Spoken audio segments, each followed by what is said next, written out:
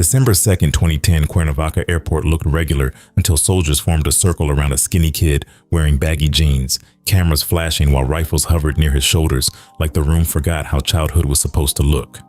Someone grabbed a phone from his backpack. Then whispers started moving fast after clips showed torture scenes that made grown officers stare twice, wondering how a 14-year-old carried footage that brutal without blinking.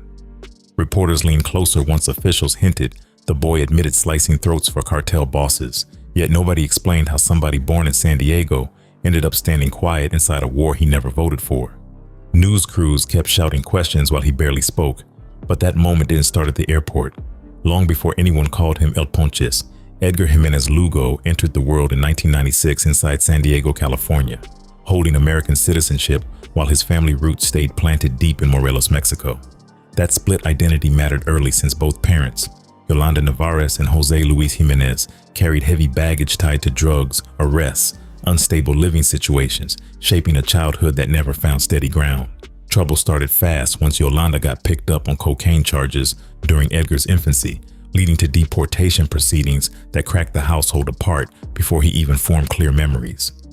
Once immigration issues forced separation, the kids ended up under the care of their paternal grandmother, Carmen Solis, shifting Edgar's life toward Mexico while his birth certificate still carried California ink. Carmen moved the children back to Tejalpa, a rough neighborhood outside Cuernavaca, known for tight streets, informal housing, and cartel presence growing louder through the late 90s. That relocation replaced suburban possibilities with survival energy, placing Edgar inside a place where money stayed scarce while opportunities leaned crooked from the start.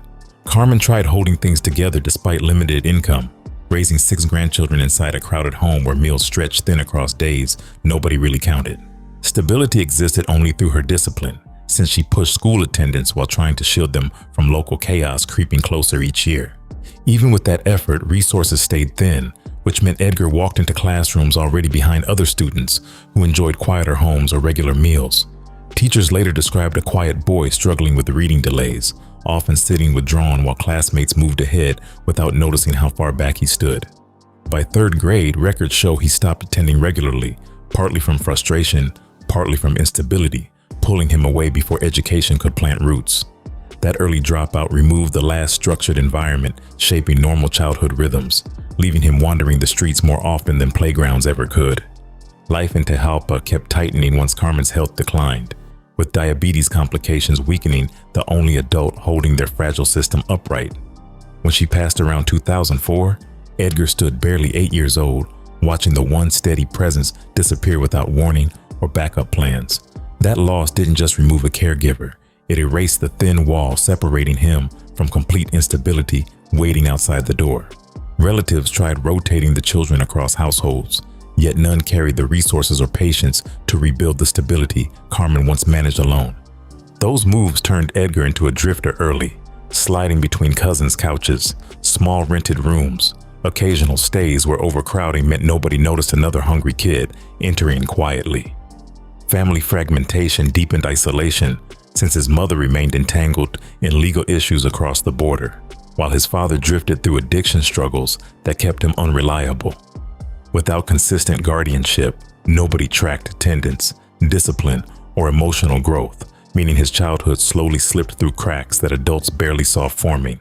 Records faded, school connections vanished, leaving him unofficially invisible long before authorities ever learned his name. Daily survival began shaping instincts faster than years ever could, since hunger forced quick lessons nobody teaches inside safe neighborhoods or structured homes.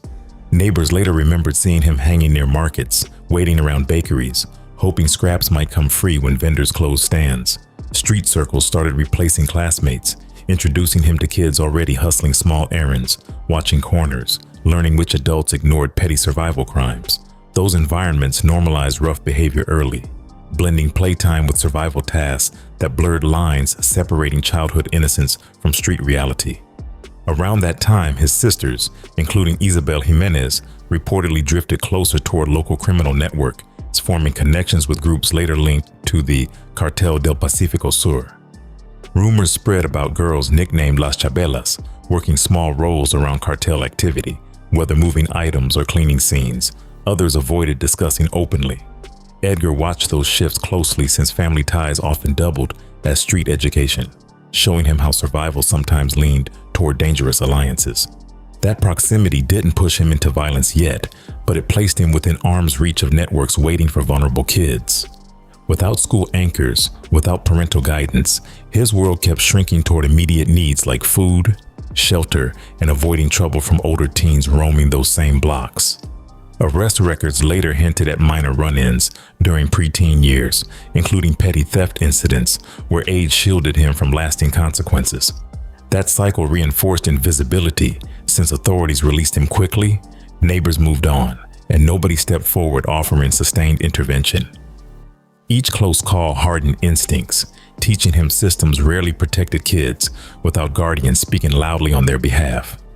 By 11 years old, Edgar carried survival habits that looked older than his actual age, moving quieter than most children navigating similar neighborhoods.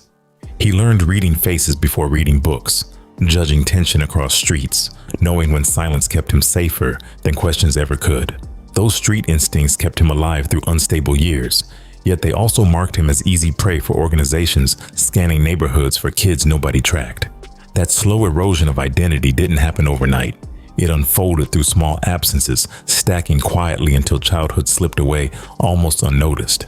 Once childhood structure faded, Morelos stopped feeling like a temporary stop, turning into the full environment, shaping how Edgar moved, spoke, and reacted under pressure. Tejalpa sat just outside Cuernavaca, yet the distance from tourist postcards meant little since cartel influence spread through neighborhoods long before outsiders noticed patterns. Locals understood the rhythm already, knowing certain corners belonged to certain crews, knowing which streets went quiet once unfamiliar cars rolled slowly. Growing up there meant reading tension early, since survival depended more on awareness than age ever suggested. Kids around Edgar matured fast within that atmosphere, not from ambition, but necessity, forcing maturity earlier than childhood allowed anywhere safer. Older boys worked lookout roles before hitting their teenage years, earning quick cash standing on corners watching police routes. That reality reshaped expectations, since school achievements rarely translated into respect, while street instincts carried immediate value. Watching that dynamic daily created a quiet lesson. Teaching him survival depended on adapting faster than circumstances could close in. Petty crime arrived gradually instead of dramatic turning points, since small hustles blended into everyday survival without announcing major life shifts. Edgar started running errands for older teens, carrying small packages, watching bikes while others handled quick shoplifting runs. Those acts felt routine rather than rebellious, since nobody framed them as criminal pathways, only quick ways keeping hunger away another night. Each small task connected him deeper, with circles operating outside the normal rules adults once tried enforcing. Local police encounters followed soon after, especially once small business theft incidents drew attention toward kids already drifting beyond school systems. One report later referenced him being detained around 11 years old for robbing a shop, yet Mexican juvenile law kept the consequences minimal. Officers processed him briefly before releasing him back into the same streets that shaped the behavior triggering arrest. That quick turnaround taught a dangerous lesson, showing actions carried a little immediate fallout when nobody claimed responsibility afterward. Being released that easily reshaped how he saw authority, since fear rarely sticks when consequences vanish faster than memories settle. Instead of feeling scared, he learned systems moved loosely around minors, especially those without guardians pushing back. That realization encouraged emotional withdrawal, pushing him towards silence whenever adults questioned movements or intentions. Staying unnoticed became a survival tactic, allowing him to move between groups without attracting attention that might complicate survival. Meanwhile, his sisters kept drifting deeper into circles nobody openly discussed, yet everyone quietly recognized across Tejalpa blocks. Names like Isabel surfaced often within neighborhood gossip, tied to young women moving alongside cartel figures during late evenings. Stories floated about a small clique locals called Las Chabelas, describing girls assisting operations others avoided describing clearly. Whether exaggeration or truth, those whispers placed Edgar closer to criminal networks without him actively stepping forward. Watching siblings navigate that space blurred boundaries separating family life from street life, since home connections overlapped with dangerous alliances constantly. Loyalty complicated judgment, since distancing himself from relatives meant risking isolation he could barely afford emotionally. Instead of running away, he absorbed the environment quietly, observing how respect operated differently inside those circles. That proximity normalized interactions most kids never witnessed, slowly adjusting his perception of danger without loud announcements. Violence itself rarely appeared as isolated events, since Morelos' neighborhoods experienced steady undercurrents that shaped daily conversations without headlines. Gunshots sometimes echoed in the distance at night, followed by mornings when adults spoke quietly about incidents nobody confirmed publicly. Murals honoring fallen youths appeared across walls, marking losses locals understood without needing news coverage. Growing up around those patterns created numbness early, since constant exposure dulls shock faster than outsiders might expect. Drug activity flowed openly through certain blocks, not hidden like secret operations, but woven into the local economy that residents navigated daily. Dealers stood near markets, buyers passed casually, transactions blending into routines people accepted as background noise. For kids without structured opportunities, that economy offered fast money requiring little paperwork or patience. Seeing neighbors earn quick cash through those channels made traditional paths feel distant, almost unrealistic compared with immediate options. Instead of rebellion, exposure to that world felt practical from his perspective, shaped by hunger more than thrill-seeking motives outsiders often assume. Money earned in hours could cover food for days, shifting calculations inside young minds, navigating scarcity constantly. Edgar didn't suddenly embrace crime. He drifted toward whatever kept him moving without collapsing under basic needs. That slow drift blended survival logic with street culture until separating necessity from wrongdoing felt almost impossible. By early adolescence, he blended seamlessly into the neighborhood ecosystem, moving through streets where informal rules guided behavior stronger than written laws. Older figures noticed his quiet demeanor, recognizing traits useful in environments valuing obedience over loud personalities. Recruiters within cartel networks often searched for kids fitting that profile, those who moved silently without strong family anchors. That combination made vulnerability visible, especially in areas where organizations studied neighborhoods carefully. Nothing dramatic marked the shift toward deeper exposure, since transitions happened gradually through familiarity, replacing fear across repeated encounters. Each day added subtle layers, connecting him further with the circles operating outside ordinary childhood boundaries. Small favors turned into trusted errands. Trusted errands opened doors toward environments harder to leave once entered fully. By that stage, recruitment didn't require forceful grabs immediately, since the environment itself already nudged him closer than he realized. Street life had finished shaping him quietly by then, building instincts aligned with survival rather than structured futures adults once hoped he might follow. Hunger, isolation, and unstable guardianship combined into a pattern recruiters understood well within territories like Morelos. Edgar stood inside that pattern without announcing it, another quiet kid blending into crowded neighborhoods that outsiders rarely studied closely. From there, the next step didn't feel sudden, since the street had already raised him long before anyone officially took him. The shift from drifting kid to cartel property didn't come with buildup or warning signs. It arrived fast in the form of what locals call a levantin, a snatching that ends childhood without ceremony. Edgar later described walking near Tajalpa streets around age 11 when a dark SUV rolled close, stopping just long enough for doors to swing open without hesitation. Men inside didn't shout or explain anything. They moved with calm confidence that told him resistance wouldn't last long. That moment carried no dramatic buildup, just a quiet realization that whatever life he knew had ended before he could even process what was happening. Inside that vehicle, he met the presence of many who would later be tied to his transformation. A cartel operator identified in reports as Julio de Jesus Radila Hernandez, widely known as El Negro. Stories about El Negro already circulated through Morelos, painting him as a former military figure turned cartel enforcer, running cells tied to the Cartel del Pacifico Sur. Edgar would later claim that recognition hit immediately, since names like that traveled fast across neighborhoods where survival meant tracking dangerous reputations early. From that first ride forward, introductions didn't follow normal patterns, since authority came through fear rather than conversation. Threats didn't start with weapons pressed against him. They focused on leverage stronger than physical force, targeting the one thing he still cared about. According to his own statements, captors made it clear they knew where his family members lived, especially his sisters, already tied loosely to those circles. That knowledge reshaped the situation instantly, since escape attempts now carried consequences that reaching far beyond his own safety. By framing danger around loved ones, they built a cage that moved with him wherever he went. Instead of immediate brutality, the early phase leaned heavily on psychological manipulation, designed to reshape thinking before shaping behavior physically. They fed him basic meals, gave him a place to sleep, then layered threats quietly beneath those gestures so kindness felt conditional. Conversations stayed calm, yet loaded with reminders that disobedience could bring retaliation nobody would trace easily. That strategy kept him off balance, blending fear with the controlled moments of stability that confused emotional instincts. First assignments stayed simple, tasks that looked harmless on the surface yet tied him deeper into operations each day.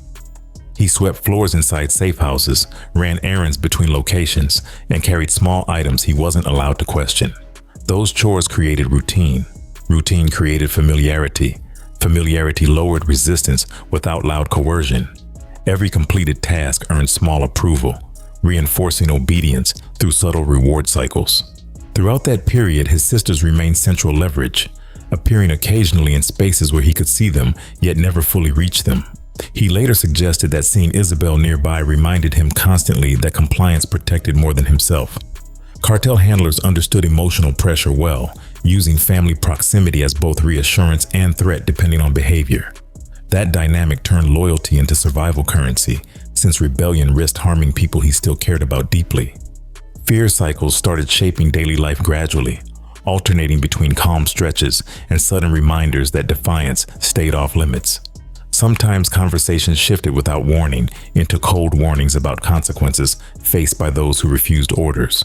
Other times, he heard stories about punishments delivered elsewhere, examples designed to travel through imagination stronger than direct violence. That rhythm kept him alert constantly, never knowing when the tone might change again. Language inside those circles began reshaping identity quietly, replacing childhood roles with terms emphasizing belonging to the organization. Older members spoke about loyalty like family ties, calling leaders uncles, framing obedience as brotherhood rather than coercion. Edgar later recalled being told to refer to El Negro as Tío, a twisted attempt to mimic kinship structures he once relied on. That language blurred emotional boundaries, confusing fear with manufactured loyalty. With each passing week, exit routes narrowed without anyone announcing that doors were closing permanently.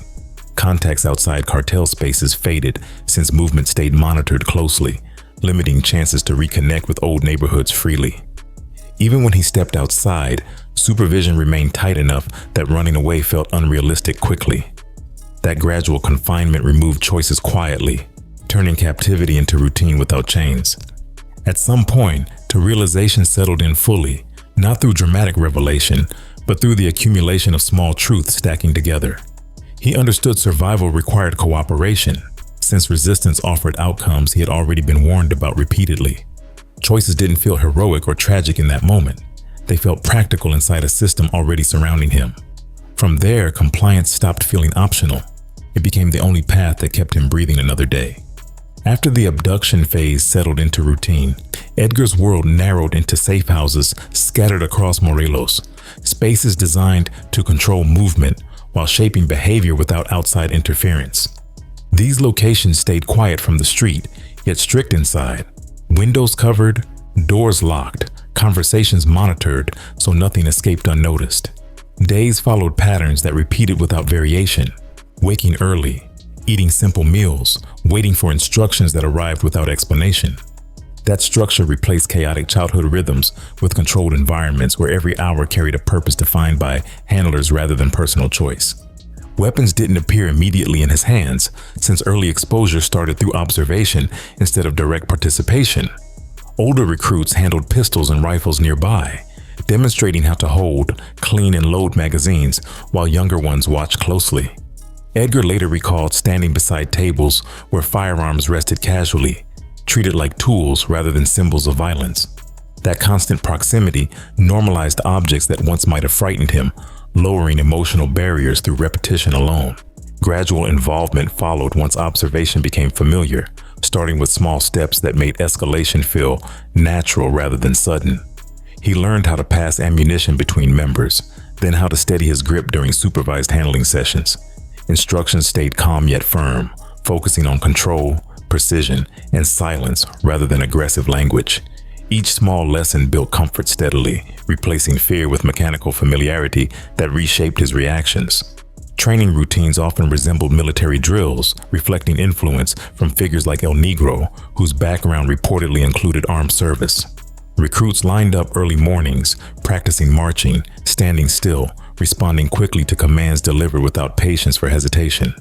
Mistakes triggered immediate correction, sometimes through verbal pressure, sometimes through physical punishment designed to reinforce discipline quickly. That conditioning reframed obedience as reflex, reducing the time between command and response until hesitation disappeared.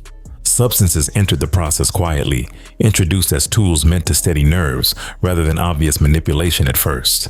Edgar later stated that handlers gave marijuana or cocaine before high-tension tasks, presenting drugs as ways to calm fear.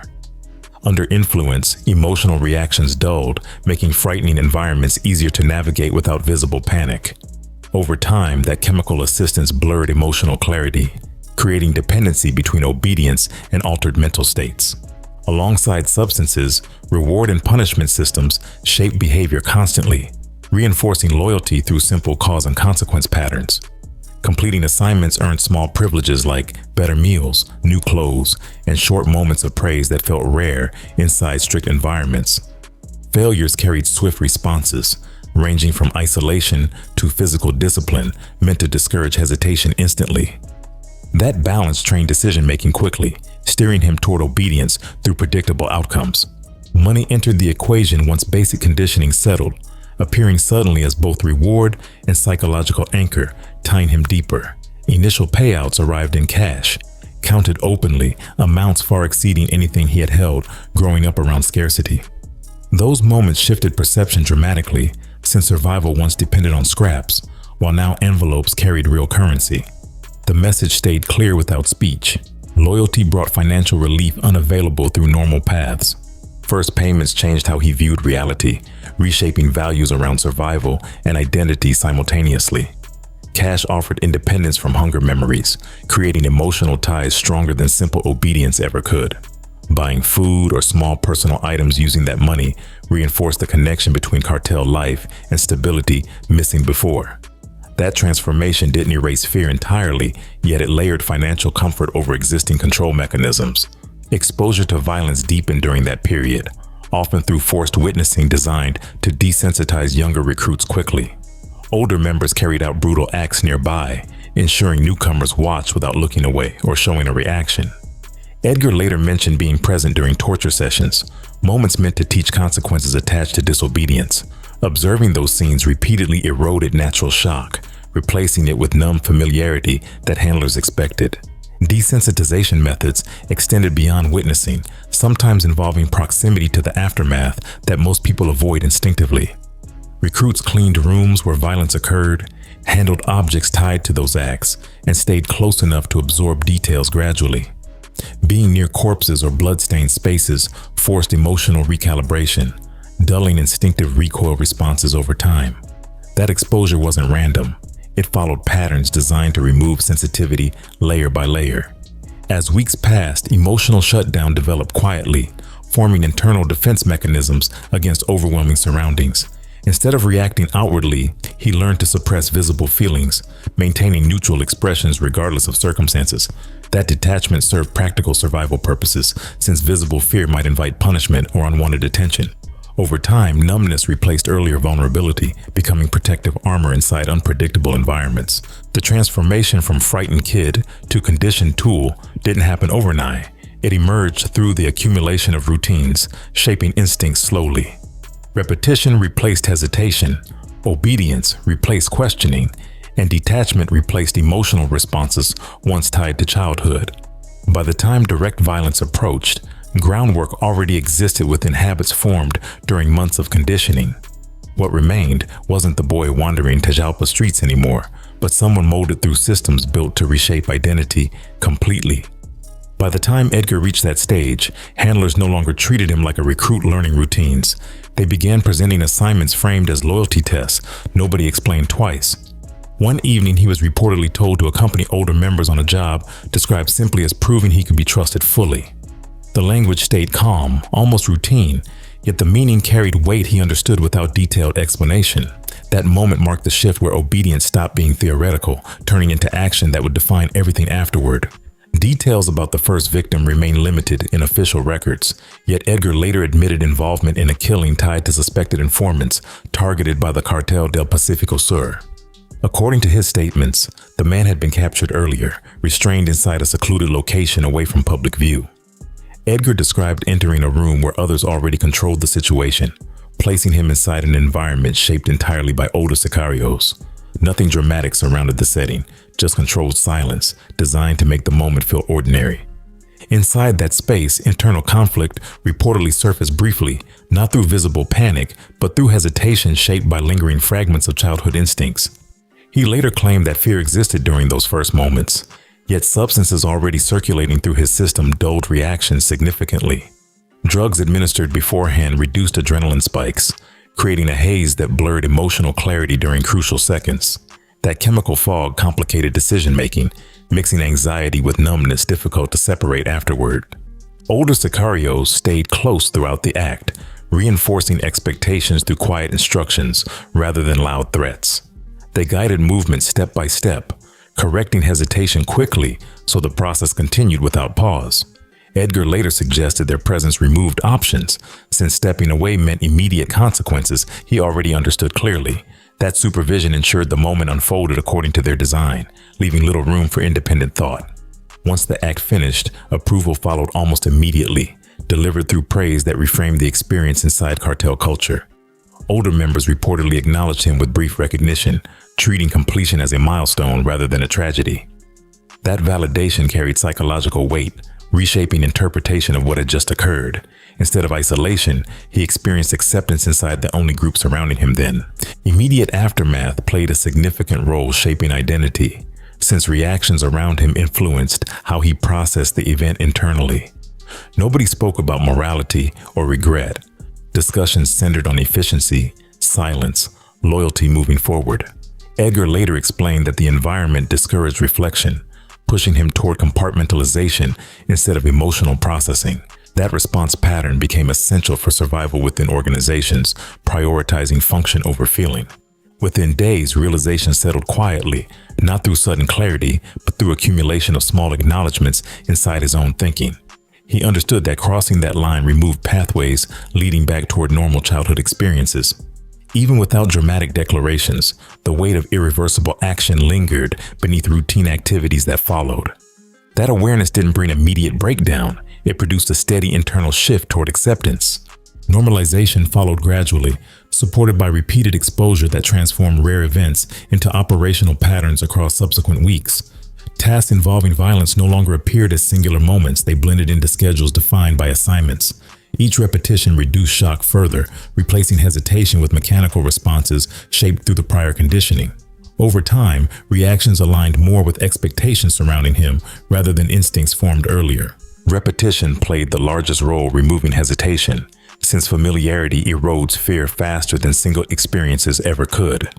Assignments became procedural, approached with the same controlled mindset drilled during training phases. Edgar later admitted that emotional resistance faded through cycles of action, followed by routine, reinforcing detachment repeatedly. That progression reshaped psychological boundaries quietly yet permanently. Personal detachment deepened during that phase, forming protective layers, separating internal identity from external actions. He learned maintaining neutral expressions preserved stability, avoiding attention within environments valuing composure. Emotional distancing served practical purposes, allowing him to function without displaying vulnerability that might invite pressure. Over time, that detachment hardened into default behavior, shaping interactions across every subsequent assignment. As involvement continued, reputation began forming inside cartel ranks, built less through boasting than through observation among members tracking reliability. Completing tasks without visible hesitation earned recognition that circulated quietly through internal networks. Younger recruits reportedly viewed him differently once stories about early participation spread informally. That evolving perception elevated his standing, reinforcing the transformation already underway. Recognition inside those circles didn't arrive with ceremonies. It surfaced through subtle shifts in treatment across daily interactions. Older members trusted him with more proximity, sometimes involving him earlier during planning stages. Increased responsibility reinforced identity changes already rooted in prior experiences. Each adjustment pulled him further from the boy who once drifted unnoticed through Tajalpa streets. By that point, psychological return routes had narrowed significantly, shaped by both internal acceptance and external expectations surrounding him. The first act didn't stand alone anymore. It became foundation for everything that followed inside cartel structures. Edgar later reflected that after crossing that threshold, survival meant continuing along paths already laid before him. From there, the idea of going back stopped feeling realistic, replaced by routines moving only forward, as his role inside the Cartel del Pacifico Sur expanded. The name that would follow him worldwide started forming quietly inside Morelos neighborhoods, already familiar with cartel nicknames. The moniker El Ponchis carried unclear origins, with some locals claiming it came from childhood chubbiness, while others tied it to oversized clothes he wore often. Regardless of the source, the name stuck once people began attaching stories to it, spreading through whispers across Cuernavaca streets. That simple nickname soon evolved into something larger than identity, turning into a label that carried fear far beyond the neighborhoods where he grew up. Within cartel operations, his responsibilities began increasing gradually, reflecting trust built through earlier assignments, handled without visible hesitation. Reports suggest he moved from peripheral roles toward more direct involvement in enforcement tasks, targeting rivals or suspected informants. Older sicarios started including him in operations requiring presence rather than observation, signaling deeper integration into active units. That progression placed him closer to events that later defined his public notoriety. The turning point tied strongly to a series of killings that later surfaced in official investigations, particularly incidents involving bodies displayed near highways outside Cuernavaca. On August 22, 2010, authorities discovered 4 decapitated bodies hanging from a bridge along the Mexico-Acapulco highway, shocking even regions accustomed to cartel brutality. Subsequent confessions connected Edgar to those killings, with him admitting participation in cutting throats of victims linked to rival networks. That event became central to the story later told by media outlets worldwide, marking the moment his name crossed from local rumor into documented horror. Payments associated with those acts added another layer, shaping how his image developed internally and externally. Edgar later stated that executions could bring between $2,500 and $3,000 each, numbers that circulated quickly across street conversations.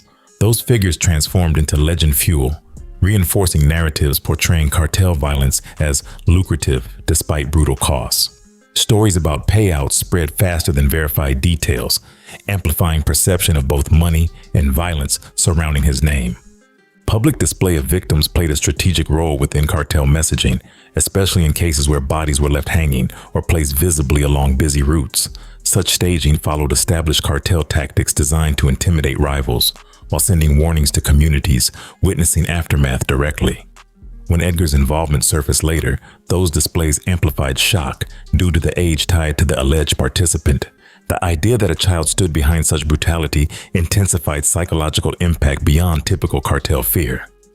Propaganda contributed heavily to myth formation, particularly through recorded material circulating across digital spaces during that era. Authorities reported finding images and videos on confiscated devices, including clips showing torture scenes connected to cartel operations. Some footage allegedly showed Edgar posing near victims after killings, reinforcing narratives about his involvement. Those digital traces blurred lines between evidence and storytelling, fueling both confirmed facts and exaggerated interpretations. Conflicting stories quickly emerged around video evidence, with some reports claiming graphic recordings showed him directly committing acts, while others questioned authenticity. Certain analysts argued cartels sometimes manipulated footage to exaggerate involvement of younger members, using shock value strategically. Meanwhile, official sources confirmed at least partial visual documentation tying him to violent scenes. That ambiguity allowed myth-making to grow unchecked, since uncertainty often strengthens legends rather than weakening them. Community reactions across Morelos reflected a mixture of disbelief and fear, since many struggled reconciling child imagery with extreme violence described publicly. Neighbors who once remembered a quiet boy reportedly expressed shock hearing his name attached to national headlines. Others, already aware of cartel influence locally, responded with grim acceptance shaped by long exposure to brutality. Those contrasting reactions highlighted how proximity to violence shapes perception dramatically. Rumors inflated rapidly once national media picked up the story, pushing alleged kill counts far beyond confirmed numbers documented in court records. Some online forums claimed he carried dozens of executions, while cartel-related chatter pushed numbers even higher without verification. Investigators later cautioned that cartels often inflate stories intentionally, using exaggerated narratives to amplify fear. Despite those warnings, inflated figures continued circulating, strengthening the legend surrounding his identity. Within cartel strategy, using youth carried psychological advantages, turning age into a weapon more powerful than conventional tactics. The presence of a child inside violent operations created shock value that destabilized communities emotionally. Witnesses described feeling deeper fear knowing perpetrators might be minors, since unpredictability increased perceived danger. That dynamic aligned with broader cartel patterns, exploiting vulnerability as strategic leverage. Media coverage accelerated myth formation once international outlets began highlighting his American birth alongside brutal allegations. Headlines emphasized the contrast between birthplace and actions, framing the story as global anomaly rather than local tragedy. That framing expanded reach dramatically, transforming a regional case into worldwide fascination. As coverage grew, his nickname became shorthand for discussions about children and organized crime. The combination of verified facts, exaggerated rumors, digital imagery, and cultural shock produced a narrative larger than any single event. El Ponchis stopped being just a person within cartel ranks, evolving into symbol, representing fears surrounding Mexico's escalating drug war. Conversations about him shifted from individual accountability toward broader debates about child exploitation by criminal organizations. That transformation cemented his place within public consciousness before his arrest ever brought full clarity. By late 2010, the myth had grown far beyond Tejalpa streets where his story began, fueled by fear, speculation, fragmented evidence circulating widely. Communities whispered about the child hitman long before authorities confirmed details officially. That growing legend ensured that once his capture occurred, the world wouldn't see just another arrest. Instead, they saw the embodiment of a nightmare already spreading through stories that refused to stay local. By late 2010, stories about a teenage Sicario were no longer floating only through neighborhoods. They started reaching investigators tracking cartel violence across Morelos. Authorities had already documented escalating brutality tied to the Cartel del Pacifico Sur, yet rumors about a child assassin pushed concern into unfamiliar territory. Intelligence units began cross-referencing reports from crime scenes, witness statements, intercepted chatter pointing toward younger operatives appearing repeatedly. That accumulation of whispers shifted the tone inside law enforcement circles, moving curiosity toward quiet urgency. Surveillance efforts intensified gradually, shaped by the need to confirm whether those rumors held real weight. Mexican military units operating around Cuernavaca increased monitoring across transit routes known for cartel movement. Informants reportedly mentioned a young enforcer traveling with small crews, rarely speaking, often shielded by older handlers. Those fragments built a pattern suggesting the myth might carry substance beyond street exaggeration. At the same time, instability inside cartel ranks began surfacing, especially as federal pressure mounted across regions dominated by the Beltran-Leyva organization and its splinter groups. Arrests targeting leadership figures disrupted operational stability, forcing cells like the Cartel del Pacifico Sur into reactive positions. Internal fractures often pushed members toward relocation, reshaping routes used for movement between safe zones. Within that environment, decisions about moving vulnerable operatives likely accelerated quietly. Accounts later suggested that plans to flee north started forming around that period, driven by fear of tightening enforcement across central Mexico. Crossing into the United States sometimes offered perceived safety, especially for individuals holding dual citizenship. Edgar, born in San Diego, carried that legal distinction, which could complicate prosecution scenarios. That factor likely influenced discussions among handlers weighing escape options while pressure mounted. Movement plans appeared to involve leaving Morelos quietly, avoiding dramatic exits that might trigger immediate suspicion from authorities tracking cartel shifts. Instead of highways heavily patrolled, routes reportedly leaned toward air travel where anonymity could blend into routine passengers. Cuernavaca's Mariano Matamoros Airport provided a local departure point capable of facilitating quick transitions northward. That choice placed him directly into the path of military units already tightening surveillance. On December 2, 2010, soldiers stationed at the airport moved on intelligence suggesting a wanted figure might attempt departure alongside relatives. Edgar arrived accompanied by sisters and a cousin, reportedly carrying minimal luggage that blended easily among ordinary travelers. From the outside, nothing appeared extraordinary, just a quiet teenager navigating a regional terminal without drawing attention initially.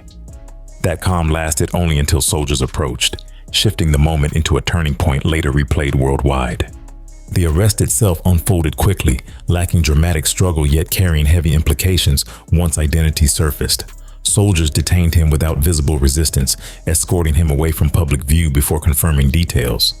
Once verification aligned with prior intelligence, the realization reportedly settled among officers that rumors had been pointing toward a real individual. That confirmation bridged the gap between myth and documented reality in a single encounter. Searches conducted immediately afterward uncovered items that deepened the gravity surrounding the detention.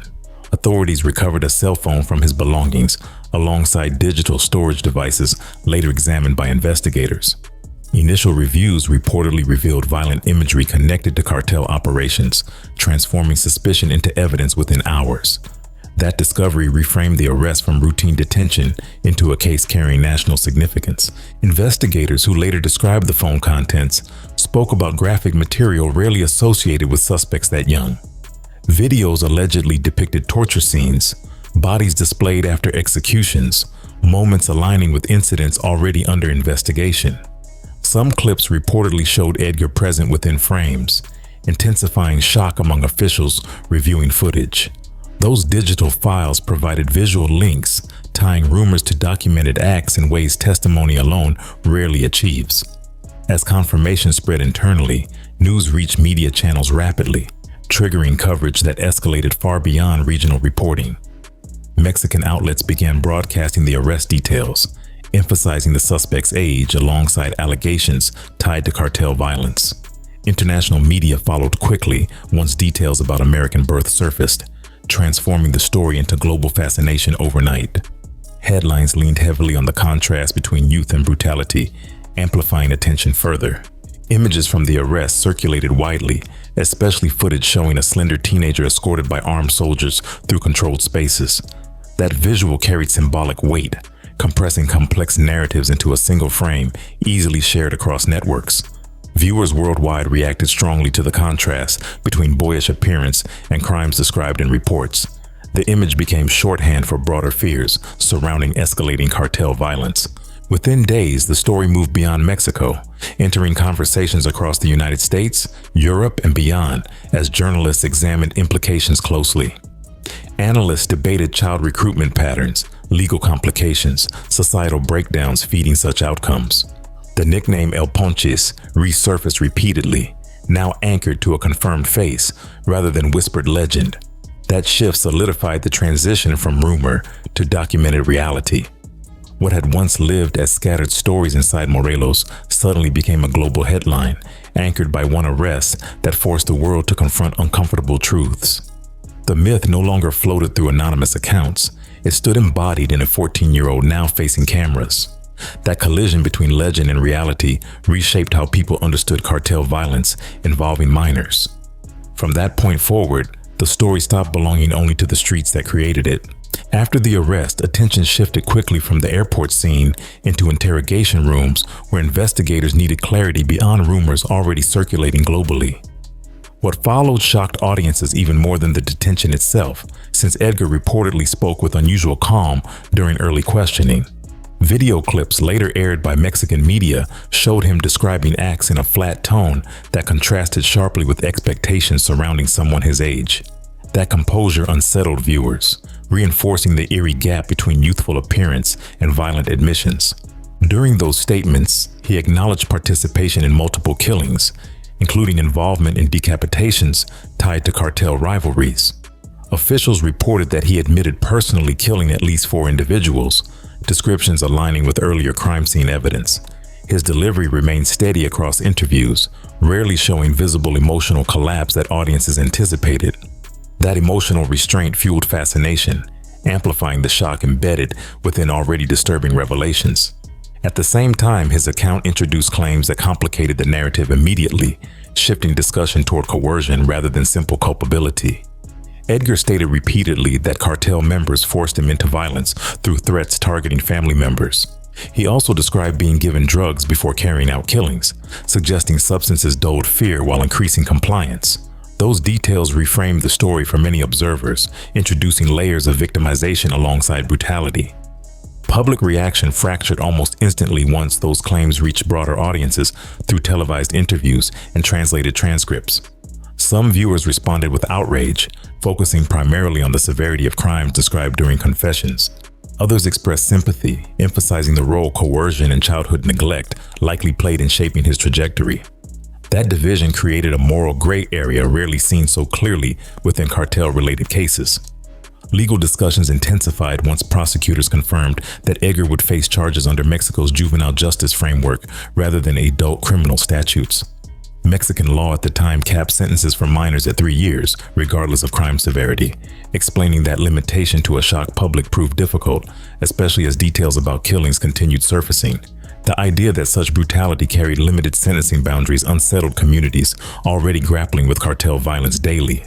Court proceedings unfolded under intense scrutiny, with prosecutors emphasizing documented evidence, including digital files recovered from his phone. Those materials anchored the prosecution's case, presenting tangible links between confession and criminal acts.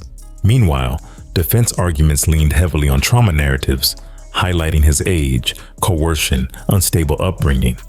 That legal clash framed the trial as more than a criminal case, turning it into a debate about responsibility under extreme conditions.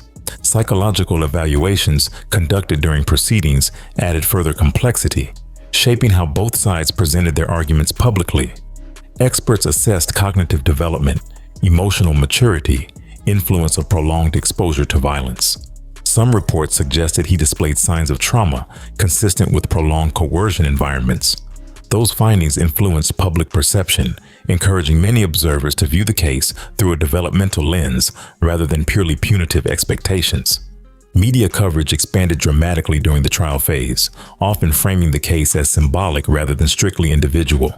Headlines described him as the youngest cartel hitman, using labels that intensified emotional reactions globally. Documentaries, panel discussions, opinion columns explored broader implications about children drawn into organized crime. That framing elevated the case into a cultural reference point beyond legal boundaries. As sentencing approached, anticipation built around whether courts might find pathways to extend punishment despite juvenile limits embedded in law. Families of victims followed proceedings closely, hoping for accountability, reflecting the severity of losses endured. When the 3-year maximum became unavoidable, reactions shifted quickly toward disbelief across many segments of society. That ceiling exposed the rigid structure governing juvenile cases, regardless of circumstances. The final ruling confirmed expectations rooted in legal frameworks, sentencing Edgar to the maximum term allowed under juvenile law. For many observers, that outcome felt disconnected from the brutality described during proceedings. Victims' relatives reportedly expressed frustration publicly, struggling to reconcile limited incarceration with permanent loss. Their reactions highlighted the emotional gap between legal structure and lived consequences. Debate expanded beyond courtroom walls once sentencing became widely known, prompting national conversations about gaps within justice systems confronting cartel violence involving minors. Commentators questioned whether laws designed to protect children adequately address scenarios involving extreme criminal acts. Others warned against abandoning protections meant to prevent harsh punishment for youths shaped by coercive environments. That tension reflected broader struggles balancing compassion with accountability. Across Mexico and abroad, discussions about responsibility continued long after verdict delivery, shaping how future cases involving minors might be interpreted publicly. Policymakers face renewed pressure to evaluate juvenile frameworks within context of organized crime expansion. Advocacy groups argued for prevention strategies addressing root causes drawing children into cartels early. Meanwhile, critics insisted stronger penalties were necessary to deter similar trajectories. Through all those debates, the image of Edgar sitting calmly during interviews lingered within public memory, symbolizing unresolved questions about childhood, violence, systemic failure. The case became shorthand for complex realities where innocence and brutality collided uncomfortably. Courtrooms delivered legal closure, yet moral clarity remained elusive for many observers watching closely. That unresolved tension ensured the story would continue echoing beyond any single verdict. After sentencing, the public noise faded gradually, while Edgar entered a phase far quieter than anything before, moving into a juvenile detention center located within Morelos. Unlike the chaos surrounding his arrest and trial, daily life behind those walls followed strict routines shaped around containment rather than spectacle. Officials limited outside access tightly, preventing constant media intrusion that had dominated earlier chapters of the story.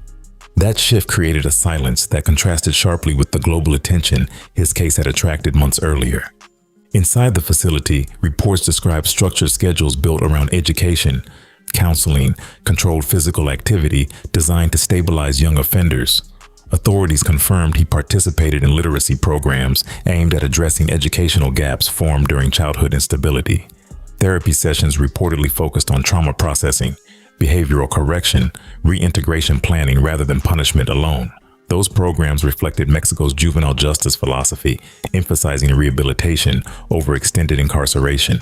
Government officials began describing him through more complex language during that period, framing him simultaneously as perpetrator and product of systemic failure. Public statements referenced his upbringing, coercion claims, exposure to violence shaping developmental outcomes. That framing attempted to balance accountability with acknowledgement of circumstances surrounding his recruitment. The dual narrative complicated public perception further, reinforcing debates already unfolding outside prison walls. Rumors circulated quietly about his behavior inside detention, fueled by limited official disclosures that left room for speculation. Some accounts suggested he displayed signs of remorse during counseling, engaging quietly without drawing attention from staff.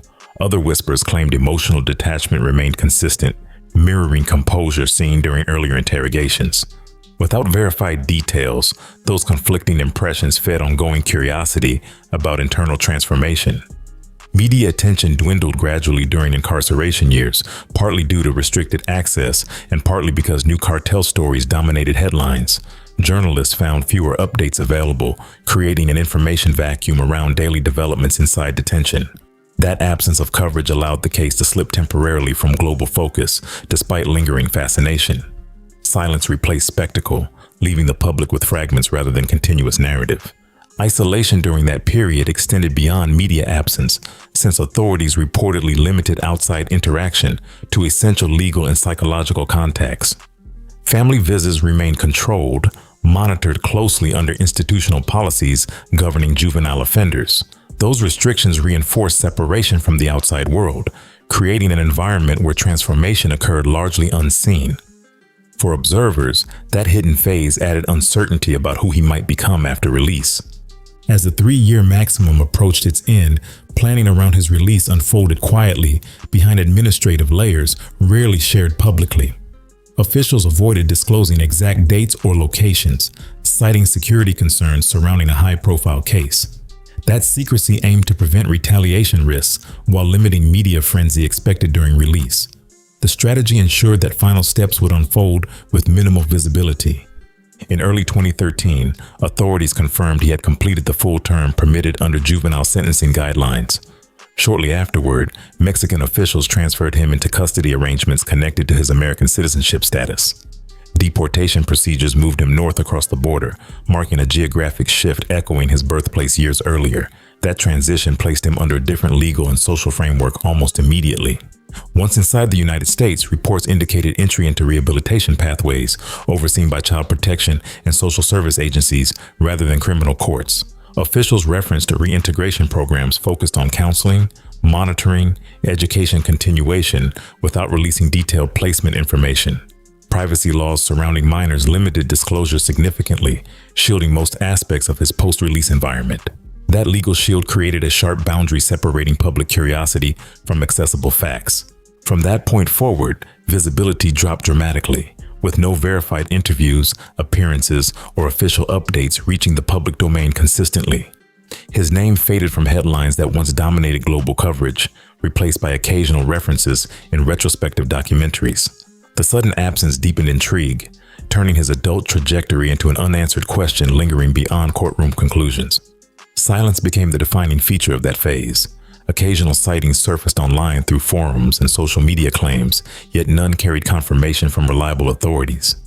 Some posts alleged he lived quietly under supervision somewhere in Texas, attempting normal life away from past notoriety. Others suggested relocation under protected identities designed to prevent retaliation. Without verification, those claims remain speculative fragments, feeding ongoing curiosity. That growing uncertainty transformed the ending into something less definitive than most criminal narratives, replacing closure with lingering mystery. The boy once presented to cameras disappeared into systems built around privacy rather than exposure. Questions about identity, rehabilitation, long-term consequences remained unanswered across public discourse. In that silence, the story shifted from documented events toward unresolved speculation surrounding the man he might have become. Over time, Edgar Jimenez Lugo's case stopped living only inside court files, turning into a reference point whenever discussions about child recruitment inside cartels surfaced. Analysts, journalists, law enforcement officials began citing his story, while examining how organized crime targets minors lacking protection. Later investigations across Mexico uncovered younger recruits appearing in enforcement roles, reinforcing fears that his trajectory wasn't isolated. That pattern positioned his name as shorthand for a larger crisis, extending beyond one individual. Copycat narratives surfaced through media cycles, sometimes grounded in fact, other times fueled by exaggeration traveling faster than verification. Each new story about child operatives revived comparisons, placing El Ponchis back into conversation years after his disappearance. Debate continued over framing him strictly as villain or acknowledging layers of coercion shaping his path. That unresolved tension kept his story suspended between condemnation and uneasy empathy. Popular culture absorbed the narrative gradually, appearing in documentaries, crime podcasts, street discussions exploring cartel violence. Music lyrics and online forums reference his name, blending documented history with urban myth evolving through retelling. As those retellings multiplied, lines between confirmed acts and inflated rumors blurred further. Questions about true body counts still circulate, rarely answered with clarity despite official records. Today, uncertainty defines his legacy more than any confirmed update, since verified information about his adult life remains scarce. No public statements, no confirmed interviews, only fragments drifting across speculation spaces online. That absence leaves observers wondering whether rehabilitation reshaped him or whether anonymity simply buried the past deeper. Systems that produced his story still exist, shaping environments where similar paths remain possible. Thinking back to that airport scene now carries different weight, since the quiet boy surrounded by rifles no longer feels like a mystery frozen in time. Instead, it reads like a snapshot, capturing layers of neglect, violence, survival colliding inside one moment. The world saw the arrest clearly, yet everything before and after remains partially hidden. That unfinished edge keeps the story lingering long after the cameras stop rolling.